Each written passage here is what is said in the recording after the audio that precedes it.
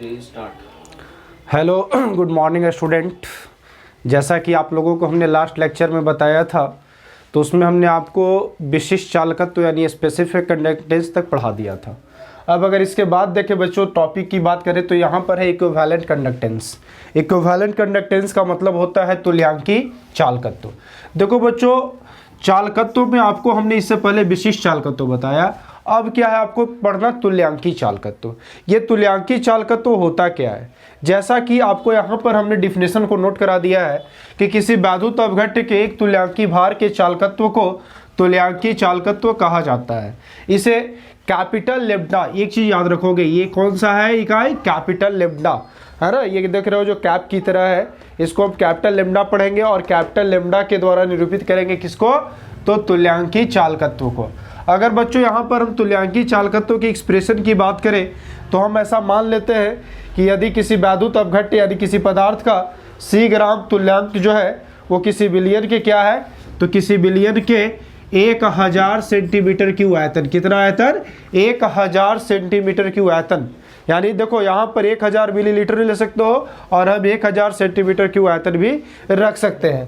तो कहता क्या है कि यदि पदार्थ का सी ग्राम तुल्यांक किसी बिलियन के 1000 सेंटीमीटर क्यूब आयतन में अगर घुला हुआ है, तब 1 ग्राम तुल्यांक कितना होगा, कितना में घुलेगा, 1000/c। तो बड़ा सिंपल सा चीज़ है, जैसा कि आपको पता है, जैसे कि सी ग्राम अगर मान लो कि 1000 सेंटीमीटर क्यूब में घुलता है तो एक कितना में घुलेगा, 1 ग्राम तुल्यांक भार 1000/c है ना। तो अब देखो बच्चों, जब ये इसमें इतना घुलेगा तो यहाँ पर हम लेम्डा का यानी कहने का मतलब तुल्यांकी जब चालकत्व निकालेंगे तो लेम्डा इक्वल टू क्या हो जाएगा, k × 1000/c। अब 1000/c तो ऑलरेडी 1 ग्राम तुल्यांक का जो है कह सकते हैं बिलियन में जितना घुला हुआ वो 1000/c है। और k क्या है, तो k है कप्पा, जो हमने कल बताया था आपको विशिष्ट चालकत्व के बारे में इस लास्ट लेक्चर में। तो k यानी कप्पा, तो कप्पा जो है वो क्या है, चालकत्व बता रहा है। तो यानी कि लेम्डा बराबर फॉर्मूला हो जाएगा k × 1000/c। अब देखिए यहाँ पर आपसे ऑब्जेक्टिव में पूछा जाता है बच्चों कि तुल्यांकी चालकत्व की इकाई क्या होगी, है ना। चाहे इससे पहले हमने विशिष्ट चालकत्व का भी इकाई बताया था। तो तुल्यांकी चालकत्व का जब इकाई बताओगे तो लेम्डा का फॉर्मूला आपको सबसे पहले लिखना होगा कि तुल्यांकी चालकत्व यानी कि लेम्डा इक्वल टू क्या होता है, तो k × 1000/c होता है। तो हम यहाँ से यूनिट ऑफ क्या लिखने वाले हैं, लेम्डा। तो k का कल हमने यूनिट बताया था बच्चों, क्या बताया था k का यूनिट, तो k का यूनिट बताया था पर ओम पर सेंटीमीटर।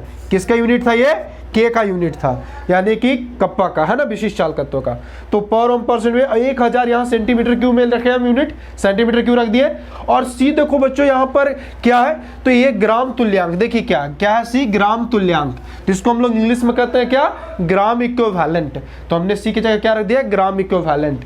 तो अब इसको हम सॉल्व कर लेंगे, तो सेंटीमीटर क्यूब से सेंटीमीटर -1, तो -1 + 3 क्या हो जाएगा, सेंटीमीटर स्क्वायर हो जाएगा, यानी पर ओम सेंटीमीटर स्क्वायर, और ये ऊपर चला जाएगा। तो यहाँ पर ध्यान दोगे, इसको हम लिखेंगे ग्राम इक्विवेलेंट, यानी जो है ना ग्राम इक्विवेलेंट, या डायरेक्ट भी आप इसको लिख सकते हो पर ओम सेंटीमीटर स्क्वायर पर इक्विवेलेंट। ओके, तो इसको आप नोट करोगे। अब देखो बच्चों, तुल्यांकी चालकत्व के बाद जो टॉपिक है उसके बाद है मोलर चालकत्व यानी कि मोलर कंडक्टेंस। मोलर कंडक्टेंस का मतलब क्या होता है बच्चों, ठीक एकदम सिमिलर वैसे ही आगे जानेंगे। कहता है कि किसी भी वैद्युत अपघट्य के 1 मोल के चालकत्व को क्या कहा जाता है, मोलर चालकत्व कहा जाता है। एक तुल्यांकी भार के चालकत्व को तुल्यांकी चालकत्व, और किसी वैद्युत अपघट्य के 1 मोल के चालकत्व को तुल्यांकी चालकत्व, और 1 मोल के चालकत्व को मोलर चालकत्व कहेंगे। तो मोलर चालकत्व का डिफिनेशन लिखा हुआ है, इसे म्यू के द्वारा निरूपित किया जाता है, ये याद रखेंगे।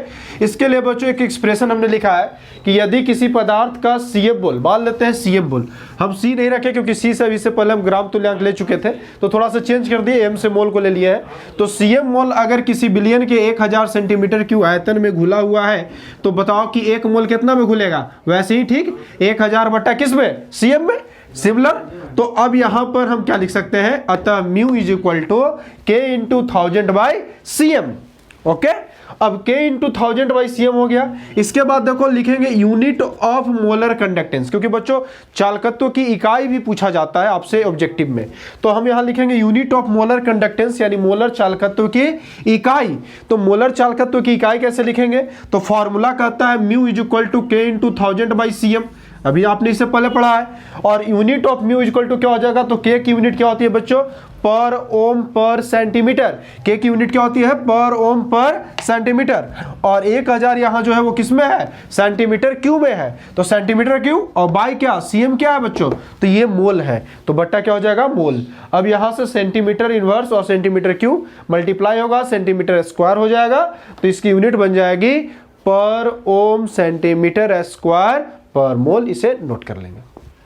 विशिष्ट चालकत्व के बाद हमने बताया तुल्यांकी चालकत्व और उसके बाद फिर मोलर चालकत्व। तो देखो बच्चों, तुल्यांकी चालकत्व और मोलर चालकत्व और विशिष्ट चालकत्व, ये जो हम 3 प्रकार के चालकत्व बताए, इसके लिए एक बहुत इंपॉर्टेंट नोट पॉइंट बताने जा रहे हैं, इसको ध्यान से समझिएगा। इस पर आपका बहुत सारा सब्जेक्टिव और ऑब्जेक्टिव क्वेश्चन सॉल्व हो जाएगा। तो देखो बच्चों, नोट पॉइंट में हमने क्या लिखा, इस चीज को समझना है कि किसी भी वैद्युत अपघट्य का चालकत्व जो होता है उसमें उपस्थित आयनों की संख्या पर निर्भर करता है। ये चीज माइंड में सेट कर लो कि कोई भी वैद्युत अपघट्य होता है, चाहे वो NaCl हो या KCl हो, चाहे कोई भी हो, तो वो जितना आयन बनाएगा, जैसे अगर मान लो सपोज वैद्युत अपघट्य हमने यहां पर NaCl को रखा है, क्या रखा है, NaCl को रखा है, तो ये इसमें अगर मान लो बन रहा है क्या आयन, Na प्लस और Cl माइनस आयन। तो Na प्लस और जो Cl माइनस आयन बन रहा है, तो यानी कहने का मतलब है कि जितना आयन इसमें बनेगा इसकी संख्या पर डिपेंड करेगा कौन, तो उसका चालकत्व वैद्युत अपघट्य का।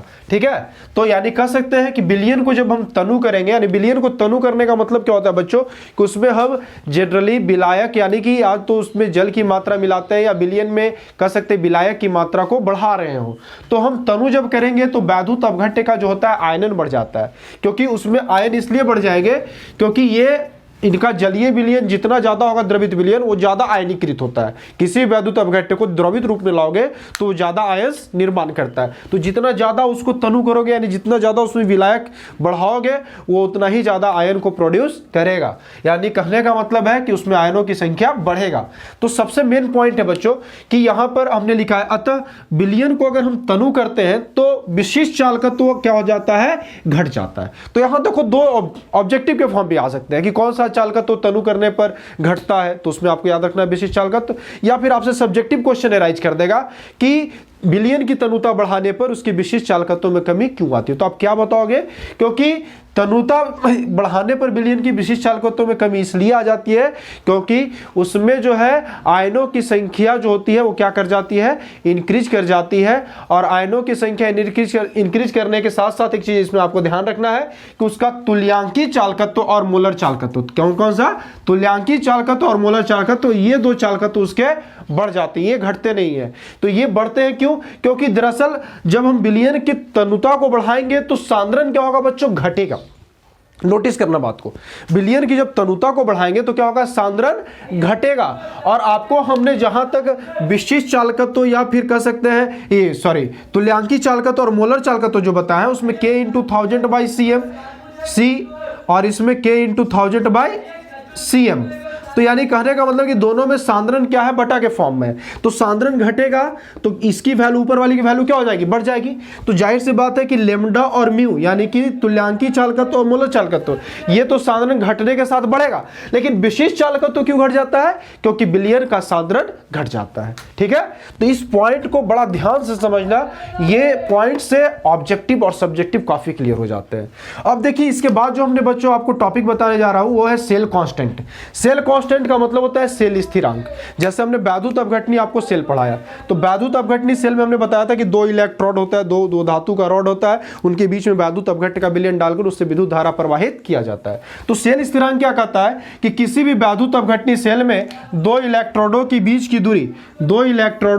की दूरी और विलयन के अनुप्रस्थ परिच्छेद के क्षेत्रफल के अनुपात को क्या कहा जाता है, सेल स्थिरांक कहा जाता है। और इसे हम लोग किसके द्वारा निरूपित करते हैं, x के द्वारा निरूपित करते हैं। तो इसके लिए हमने बच्चों व्यंजक भी बना लिया है कि यदि 2 इलेक्ट्रोडों के बीच की दूरी को l रख लिया जाए, क्या रखा जाए, l, और अनुप्रस्थ परिच्छेद के क्षेत्रफल जो विलयन का उसको अगर हम कैपिटल A रखें तो x इक्वल टू क्या हो जाएगा, l/a। x इक्वल टू क्या हो जाएगा, l/a हो जाएगा। इसको आप नोट कर लेंगे, फिर इसके बाद हम आगे बताते हैं। अब देखो बच्चों, सेल कांस्टेंट हमने बताया। सेल कांस्टेंट के बाद हम लोग क्या जानेंगे, सेल स्थिरांक की इकाई। सेल स्थिरांक की इकाई क्या होती है बच्चों, तो सबसे पहले हम क्या करेंगे, सेल स्थिरांक की इकाई लिखने के लिए हम सेल स्थिरांक के क्या लिखेंगे, फॉर्मूला को लिखेंगे। सेल स्थिरांक का फॉर्मूला क्या होता है, x इक्वल टू l/a ए होता है, तो x इक्वल टू जब l बाई ए होता है तो यानी l क्या है बच्चों, तो दो इलेक्ट्रोडों के बीच का डिस्टेंस, दो इलेक्ट्रोडों के बीच की दूरी, यानी कि दो इलेक्ट्रोडों के बीच की दूरी को हम क्या करते हैं, l मानते हैं। और बिलियन के अनुप्रस्थ परिच्छेद का क्षेत्रफल क्या होता है, a होता है, कैपिटल है ना। तो लेंथ का यूनिट क्या होता है बच्चों, सेंटीमीटर। लेंथ का यूनिट क्या होता है, सेंटीमीटर। और जो है x जो है यूनिट क्या हो जाएगा, तो सेंटीमीटर बाई सेंटीमीटर स्क्वायर, यानी कि a का सेंटीमीटर स्क्वायर और l का सेंटीमीटर। तो क्या हो जाएगा, तो सेंटीमीटर में सेंटीमीटर स्क्वायर से डिवाइड कर दोगे तो क्या हो जाएगा 1 बाई सेंटीमीटर, यानी कि सेंटीमीटर इनवर्स हो जाएगा। ओके, तो अब इसके बाद जानेंगे बच्चों, देखो सॉल्यूशन एट इनफिनाइट डाइल्यूशन, यानी इसको हम लोग कहते हैं अनंत तनुता वाला विलयन। तो अनंत तनुता वाला विलयन क्या होता है बच्चों, तो अनंत तनुता वाला विलयन जो होता है वैसे विलयन को जनरली कहा गया है कि जिसमें एक विशेष परिस्थिति में, या जिसमें कह सकते विशेष स्थिति में क्या होता हो, तो तुल्यांकी चालकत्व और मोलर चालकत्व ये दोनों क्या होता हो, आपस में समान होता हो, या कह सकते हैं बराबर होता हो ना। यानी कि वैसा विलयन जिसमें एक विशेष स्थिति में तुल्यांकी चालकत्व एवं मोलर चालकत्व क्या होते हैं, दोनों का मान स्थिर होता है, या कह सकते हैं समान होता है, तो वैसे विलयन को हम लोग क्या कहते हैं, अनंत तनुता वाला विलयन कहते हैं। क्या कहते हैं, अनंत तनुता वाला विलयन कहते हैं। ध्यान से नोट कर लेना। इसके बाद देखो नोट पॉइंट में बच्चों हम क्या कहेंगे कि अनंत तनुता वाला जब विलयन होता है तो उसमें आपको पता है कि उसके आयनन संपूर्ण होता है, यानी उसका विघटन क्या होता है, पूरा का पूरा विघटन होता है। तो वैसे केस में अनंत तनुता वाले विलयन में जो तुल्यांकी चालकत्व है और जो मोलर चालकत्व है, इन दोनों को कैसे दिखाया जाता है, तो तुल्यांकी चालकत्व को लेमडा नॉट या लेमडा इन्फिनाइट, ध्यान से देखोगे हमने क्या दिखाया, लेमडा इन्फिनाइट या लेमडा नॉट के द्वारा, और मोलर चालकत्व को किसके द्वारा दिखाते हैं, म्यू इन्फिनाइट या म्यू नॉट के द्वारा। ठीक है, ये ध्यान रखना, म्यू से मोलर चालकत्व और लेमडा से तुल्यांकी चालकत्व। लेकिन लेमडा क्या है, तो लेमडा से तुल्यांकी चालकत्व, लेकिन अनंत तनुता वाले विलयन के केस में जो है तुल्यांकी चालकत्व को लेमडा नॉट या लेमडा इन्फिनाइट, और अनंत तनुता वाले विलयन के केस में मोलर चालकत्व को म्यू इन्फिनाइट या म्यू नॉट के द्वारा निरूपित किया जाता है। इसको बच्चों नोट कर लेंगे। अब देखो बच्चों, हमने बताया आपको जो है कि तुल्यांकी चालकत्व और मोलर चालकत्व अनंत तनुता वाले विलयन के केस में क्या होते हैं, आपस में बराबर हो जाते हैं। तो देखो बच्चों, जब बराबर हो जाते हैं तो इस पर क्या किया है कि कोलरॉस नामक एक रसायन शास्त्री ने एक बहुत महत्वपूर्ण नियम दिया है, और ये आपको बोर्ड एग्जामिनेशन में पूछा भी जाता है कि कोलरॉस का नियम क्या है और इस नियम से आप क्या समझते हो, और ये नियम अनंत तनुता वाले विलयन पर कैसे लागू होता है। तो अब यहाँ पर देखेंगे बच्चों, क्या कहता है कि किसी वैद्युत अपघट्य के जो है विलयन का, अगर अनंत तनु विलयन का अगर हम तुल्यांकी चालकत्व की बात करें तो उसके धन आयन और ऋण आयन के चालकत्वों के योगफल के क्या होता है, बराबर होता है। जैसा कि आप नियम देख रहे हैं कि किसी वैद्युत अपघट्य के अनंत तनु विलयन का तुल्यांकी चालकत्व उसके धन आयन और ऋण आयन के चालकत्वों के योगफल के बराबर होता है।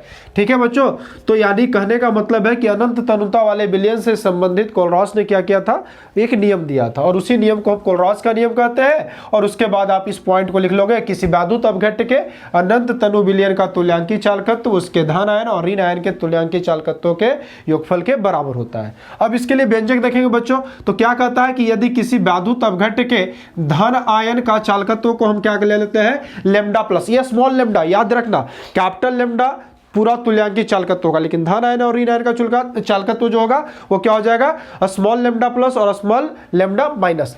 तो स्मॉल लेमडा प्लस धन आयन का चालकत्व है और ऋण आयन का चालकत्व क्या है, स्मॉल लेमडा माइनस है।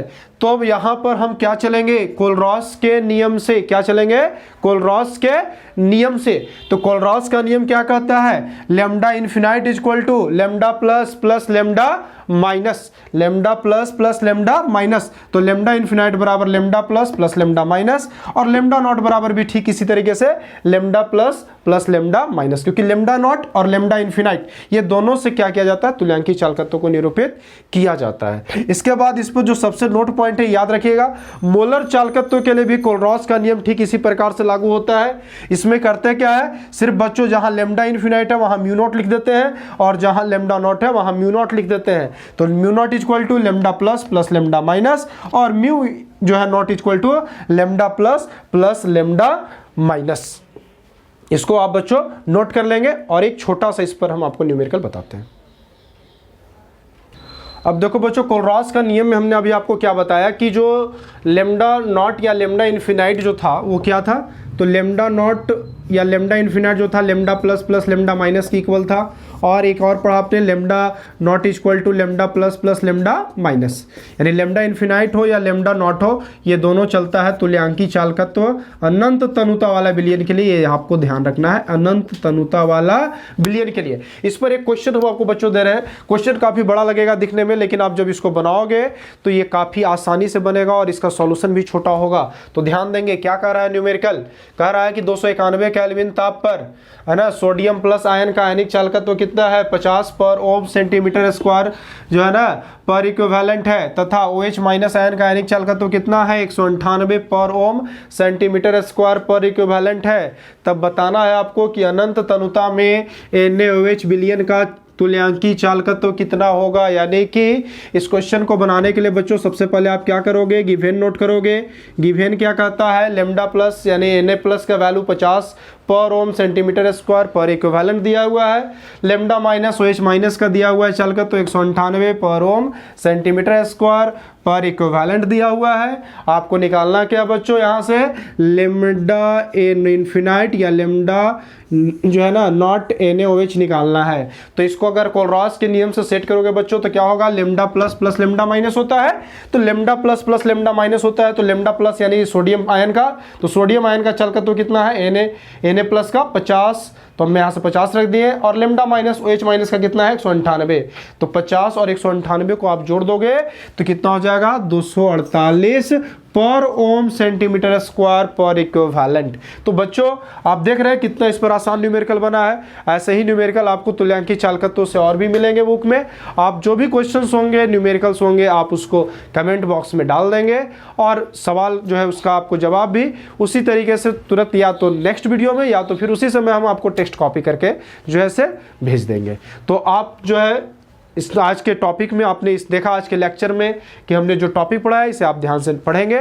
और एक चीज़ आप हमेशा ध्यान रखेंगे, आप सत्यम केमिस्ट्री क्लासेज यूट्यूब चैनल को सब्सक्राइब, लाइक और शेयर करना, और बेल आइकन को लास्ट में प्रेस करना ना भूलें। Thank you.